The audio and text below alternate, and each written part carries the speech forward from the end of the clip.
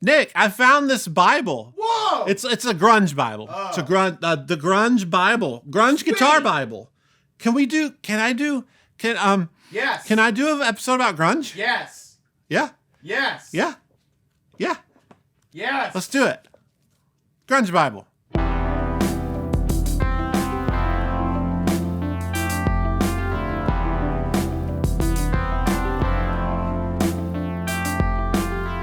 I'm here because of grunge. Grunge found me at a dark and lonely place. Grunge saved me, honestly. I heard Pearl Jam 10. I wanted a guitar. My mom brought me a guitar back from Sam's Club, and I played the crap out of it. I learned how to tune it like months later, and I ended up with pedals, and now here I am. I'm drowning in the gift that grunge gave me, and I'm super excited to share that with you. So, what is grunge? That's what we gotta ask first. It's controversial, but grunge is a genre of music that came into being around 1990 and hit its pinnacle and the label of grunge around Nirvana Nevermind, which is in the early 90s. But grunge had been simmering.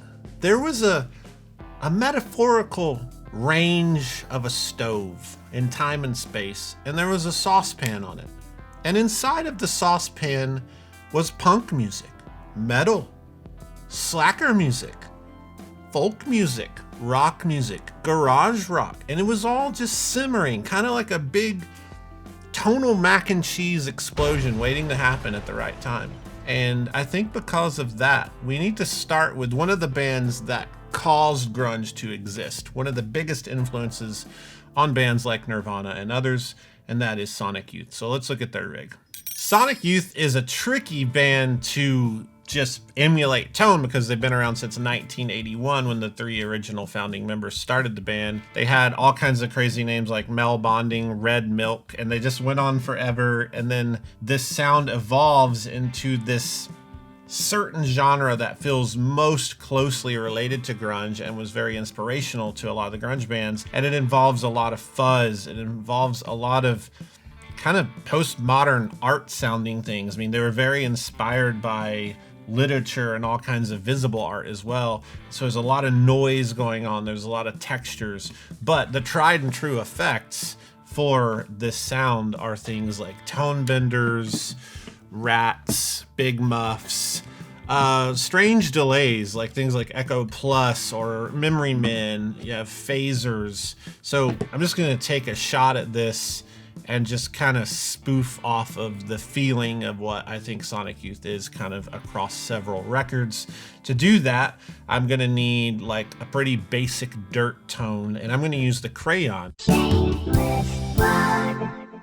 So surprisingly, in this prowl through setting up this episode, I just realized Thurston has used the Crayon, which is unreal to me. It's super amazing. So I'm going to use the Crayon, which kind of gets pigeonholed as a crinkled fuzz thing like DIN all the time, but really you can use it as an overdrive. So that's how I'm doing it. I actually don't know how he uses it, but I thought it was cool enough to show it. I'm going to do the 3 Series Distortion, which is a rat topology, and then I'll kick that on for a big part. I'm just gonna run a phase 90 the whole time, really slow, and then I'm gonna choose this Echo Plus because it's really fun and weird. It's from the 80s, soon after they joined together as a band, and it's kind of a sampler delay. So I'm gonna do this thing where I just try to create some noise and weird texture with it at the end of the jam. And I guess we need to come up with something, you know, how exact can we do Sonic Youth, Nick? Like, do you think there's something in this book? There's probably something in the Grunge Bible about So the Grunge Bible. Yeah, probably like in the Genesis chapter. Let's see, Genesis of Grunge, Temple of the Dog, Alice in Chains, A Bush, I guess.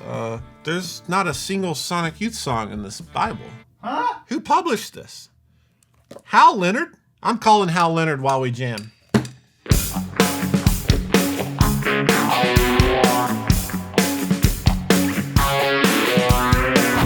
Things used to be so simple. Me and Tina on our way to school.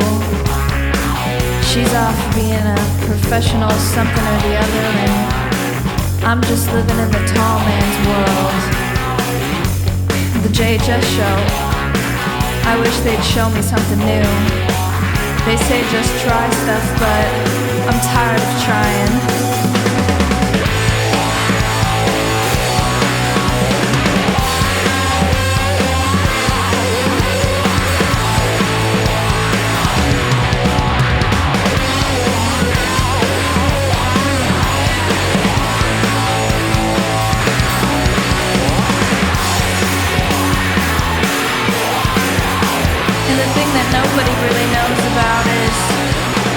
This place always smells like Subway. I'm just here trying to find my own way, but the smell is louder than the thoughts in my own mind. I don't know. Maybe I'm not stuck if I keep showing up. It's no morning glory in the mornings in JHS. I miss you, Tina. Who's Tina? Belle, who's Tina? You wouldn't get it. But who's Tina? You don't need to know. I've never known a Tina. Yeah, and she's never heard of you. Okay. Okay, quit scaring me. I don't wanna do this anymore. Bye. This next band is in my top 3 grunge bands. It's Soundgarden, and Soundgarden is important because they represent this holistic thing about grunge, which pretty much revolves around the region in the Pacific Northwest, and that is the city of Seattle and some surrounding towns and areas. And Soundgarden formed in '84, and that's interesting when you listen to the records, and as many of you know, you've heard like Black Hole Sun or something, but imagine this band in '84 kind of evolving through this post-punk thing, the hair metal era. It's like a weird, crazy stew of things in the 80s. But when they get around to '89, they drop their first major label record, and they were the first Seattle band to be signed to a major label. And they were a big influence on other bands, again, like Nirvana. The rigs are tough because you have several guitar players. You have 2 in this band, and you have a lot of things going on. And I'm just going to generalize it and kind of show you kind of a vibe that I like from Soundgarden. My favorite record is Super Unknown. That tone is all about just overdrive and distortion and modulations, and he uses a lot of wah. So I'm gonna run the Charlie Brown as just a basic overdriven sound the whole time, and then I'm gonna have the Angry Charlie and treat that kind of like a channel switch. So imagine this is a Marshall and it's a little bit dirty, and then I hit the channel switch and go to the lead channel, and I'll be using that for the bigger sound. And then on the floor, I'm gonna put this Tech 21 wah pedal. I just chose it because it was the easiest one to get to. It's called the Killer Well, W-A-I-L, Killer Well. Ha!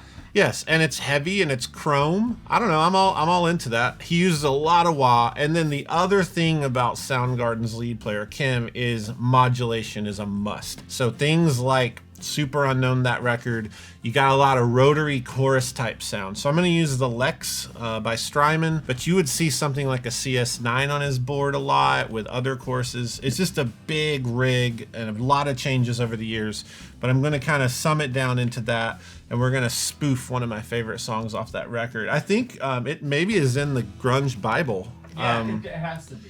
No. This is... Well, there's 3 Soundgarden songs off the first major label record, so I guess I'll let them go. But again, this is 0 for 2 here, Grunge Bible, and I don't know. There's 31 songs, so maybe we'll get one of them. Oh, by the way, I'm switching guitars every time. I forgot to mention it. The last track, the Sonic Youth thing, I had a Jazzmaster because that's the iconic Sonic Youth Thurston guitar. And then technically, I think the Soundgarden song here that I'm about to spoof, it was a Jazzmaster, but that's not what I think of with Soundgarden. I usually think of SGs. So that being said, I'm switching guitars. Pay attention, because it's a piece of the pie. It's a big pie, and these are pieces of that pie. I want you to have some of the pie.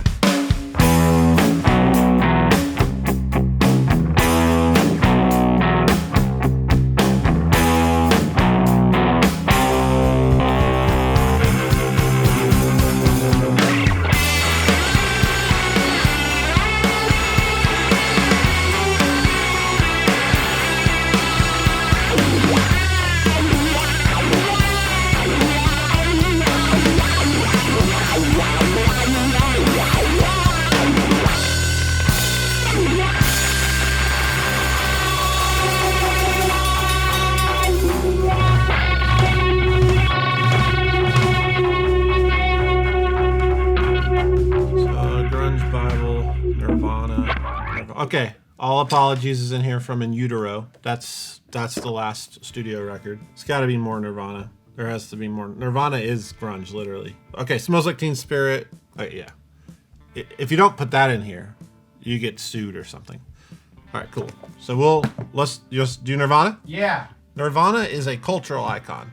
So they come together in 87, and on September 24th of 91, they released the album Nevermind, and that broke the world. Like, quite literally, the most important rock record probably ever made, up there with crazy stuff like Sgt. Pepper's by the Beatles. This record changes music, flips culture upside down, and it is the reality of why the grunge thing happened on the scale that it happened. And the few years after that record were just massive. So Kurt Cobain is the front guy for this. He plays strats with humbuckers in them, so I grabbed this strat with a humbucker. It's a Squire. I'm gonna play the crap out of it. I grabbed it out of the repair room. Let's spoof a little something off Nevermind, and his setup's really simple, and that's the beauty of it. He played a DS1 on the era of Nevermind, but later on you see a DS2. I'm going to use the DS2 because it's just more versatile. It's really the same sound, but you have a couple more tweaks you can do and a couple extra sounds. And then he used things like small clones. So really it's distortion and a chorus sound. So I'm going to just use the 3 Series chorus. We're just going to play. We're going to harness.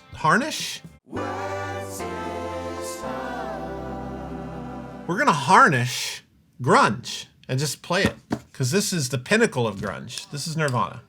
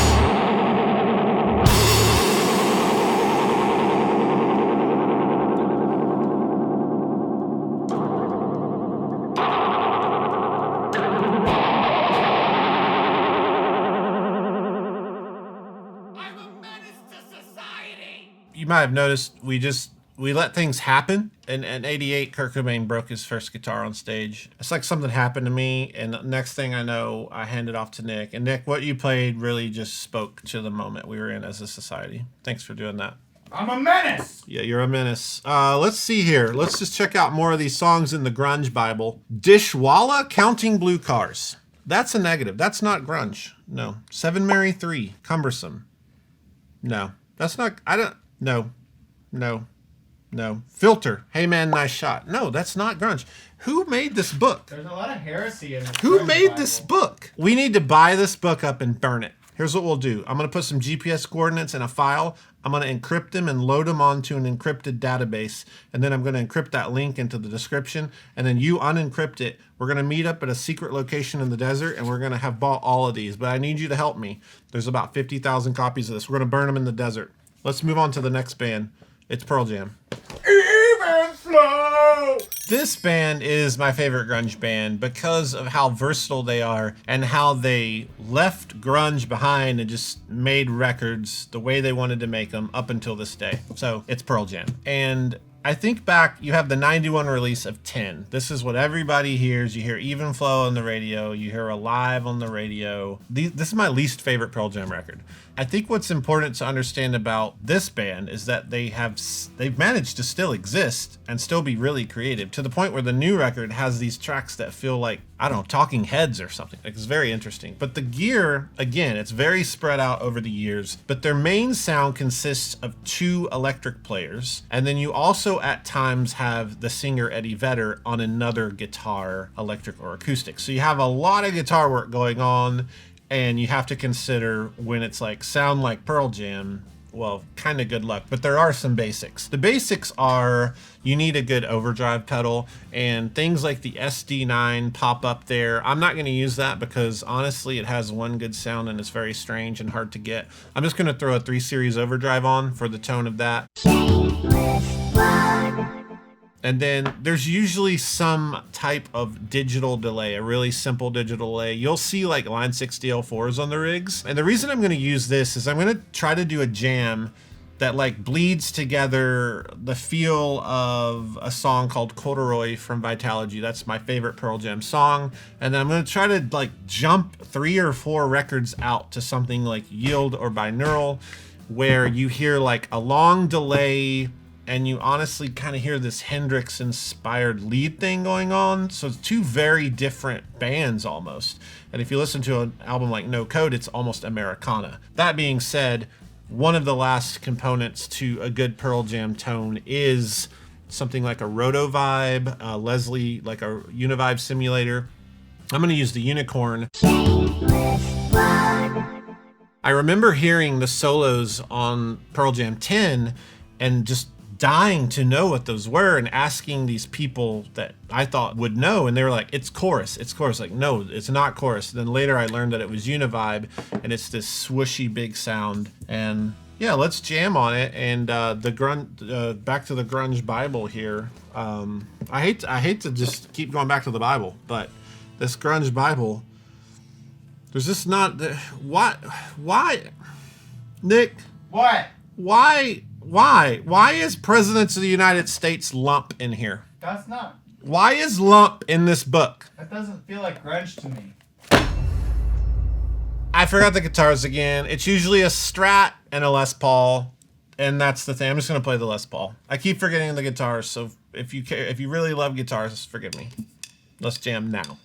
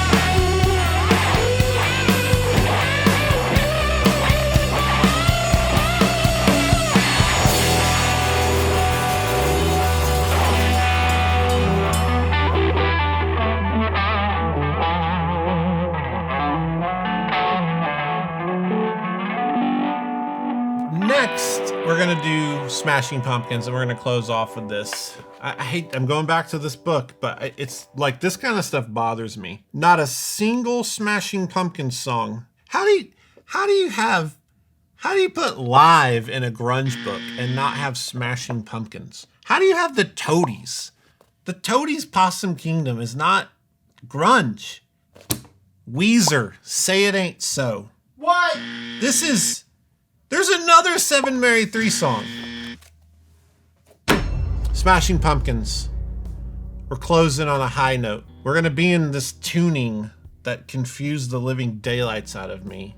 And I'm not even gonna try to describe it. It's like strings are everywhere. But we're gonna spoof on a song off Melancholy and the Infinite Sadness, which is this crazy epic concept record. And this is the heavier side of grunge, where you almost hear this Tool thing, like bands like Tool, like it gets just heavy, but it's still grunge and it's like syncopated and rhythmic. But the key for Smashing Pumpkins is something like an icy Big Muff. You could use any other Big Muff. I mean, here's like the Legends of Fuzz kind of thing, but I'm just going to use the tried and true Op Amp reissue. They made it the color of a pumpkin because... They're the Smashing Pumpkins? Yeah. Yep, that's right. And we're going to just throw on a digital delay for a solo part with a whammy, because Smashing Pumpkins has that modern edge and they used a whammy a good bit and they had some really interesting textures. They're kind of more avant-garde than something like Nirvana. They're heavier and stranger and a little more free in the boundaries. And then also, just as a note, there's like the Mogwai Big Muff. This is one of the rarest Big Muffs ever. Got this from Daniel. This is how big this whole genre got. There's like a signature pedal in this era for the Big Muff. So I'm just gonna try to harness Billy Corgan. I'm gonna harness Billy Corgan right now.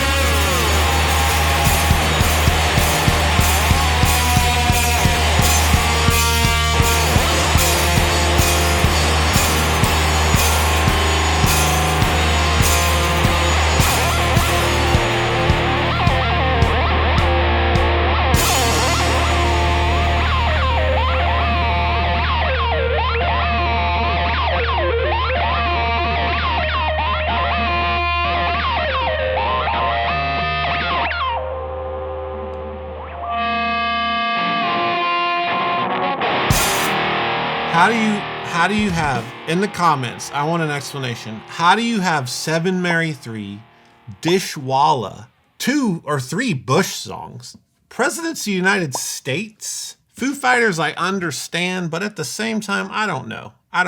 Then you've got, how do you not have Sonic Youth, Smashing Pumpkins? Why do you have Weezer? Why is Collective Soul in this? Collective Soul Shine is not grunge. Listen, it's up to us to save the memory of grunge. Right now, grunge is dying everywhere. And this Bible is hideous. This is a horrible Bible.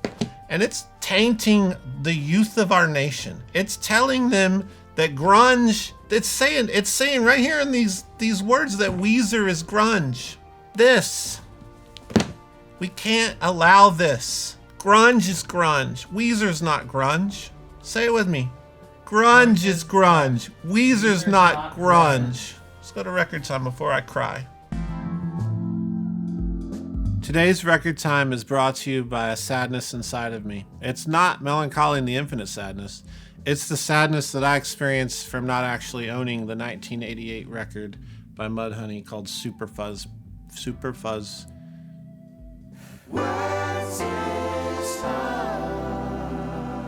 Called Super Fuzz Big Muff. I'm just really sad and I can't talk. So this is a piece of paper that's not even 12 by 12 inches. It's like such a ripoff, but this is it. So check it out. It's from '88. This is like a really important band. There's stories where Kurt Cobain, he gets really big and famous and he's trying to get these guys signed and nobody cares. I don't have the record though. Probably never have it. I'm not going to pay the amount of money people want for it. And there's no repress. There's no record day store version or whatever. Just have a piece of paper. It's okay, Josh. Don't be sad. Oh, man. Song 2 by Blur. This is not grunge. What? What are they doing? There's like 3 Sponge songs. I don't think Sponge is grunge. Temple of the Dog, Hunger Strike, yeah. I mean, that's Pearl Jam and Soundgarden. Listen, we gotta do the outro. Corrosion of Conformity is not grunge. We gotta do the outro. Who is Brother Cain? I've never even heard of Brother Cain. Is that like Cain and Abel from the other Bible? I don't know. Give me the Bible. Give me the grunge. I'm not giving you my Bible. This is my Bible. If you like this episode, like it. Subscribe and click the bell icon. You'll never take my Bible. It's my grunge Bible. You hate it though. I do. You hate it. But I will love it from the hate. That is the spirit of grunge. That doesn't make any sense. I will hate the love, and I will love the hate, and that is what grunge is about. It's not about lump, she's in my head. Okay. It's about pain and post-punk and punk music and metal and kids being angry at hair metal. You can jam along with these. It's not about. The link is in the description below. It's not about this stuff. It's not about a Possum Kingdom Leave or a comment Everclear. About grunge. Everclear. If there's ever been a band not grunge, it's Father grunge. of Mine by Everclear. What is? And like and How is follow, Everclear subscribe, in this? And subscribe. How is this even possible? Okay, Josh. Wait, what is this track? Are you turning the light? Listen, how another live song? This is insane. This is insane.